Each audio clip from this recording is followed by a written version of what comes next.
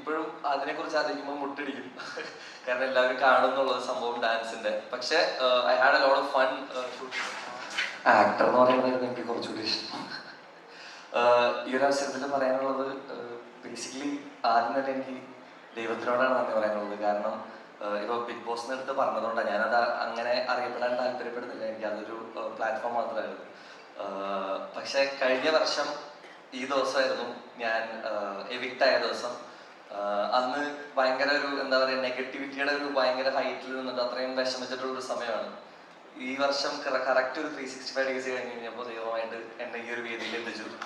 അതിൽ ഏറ്റവും കൂടുതൽ താങ്ക് യു പറയേണ്ടത് ആദ്യം റിയാസ്കിനോടാണ്. കാരണം ഞാനും ഇതുപോലെ തന്നെ ലാസ്റ്റ് മൊമെന്റ് കാസ്റ്റ് ആയിട്ടുള്ളൊരു ആർട്ടിസ്റ്റാണ്. അപ്പോൾ റിയാസ്കയുടെ ഫാമിലി സജസ്റ്റ് ചെയ്തിട്ടാണ് എന്നെ ഈ പടത്തിലേക്ക് വിളിച്ചത്.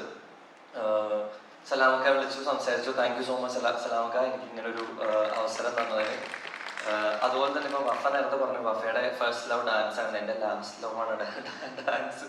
അതും നമ്മുടെ ശോഭി മാസ്റ്ററിൻ്റെ കൂടെ വർക്ക് ചെയ്യുന്ന സമയത്ത് അവർ ആക്ച്വലി റിഹേഴ്സൽസ് ഒന്നും ഇല്ലാതെ നേരെ സെറ്റിൽ വന്ന് എന്നെ ഫുൾ കോട്ടും ഷൂട്ടൊക്കെ ഇടിപ്പിച്ച് ഹെയർ സ്റ്റൈലൊക്കെ അരമണിക്കൂർ എടുത്ത് ചെയ്ത് കഴിഞ്ഞിട്ടാണ് അവർ പറയുന്നത് റിഹേഴ്സൽസ് എന്ന് പറഞ്ഞിട്ട് കൊണ്ട് നിർത്തി മുഴുവൻ വേർത്ത് കുളിച്ച് അങ്ങനെ ഞാൻ കഷ്ടപ്പെട്ട് ഇപ്പോഴും അതിനെക്കുറിച്ച് ആലോചിക്കുമ്പോൾ മുട്ടിടിക്കും.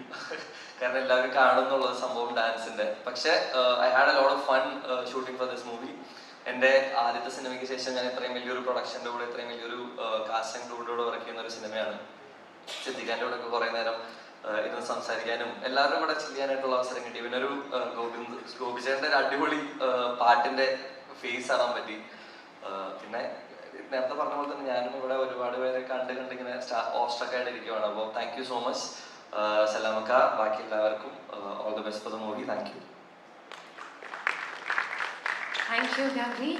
എല്ലാത്തിനും അതിൻ്റെതായ സമയമുണ്ട്. ദാസ എന്ന് പറയുന്നത് ഇതാണ്.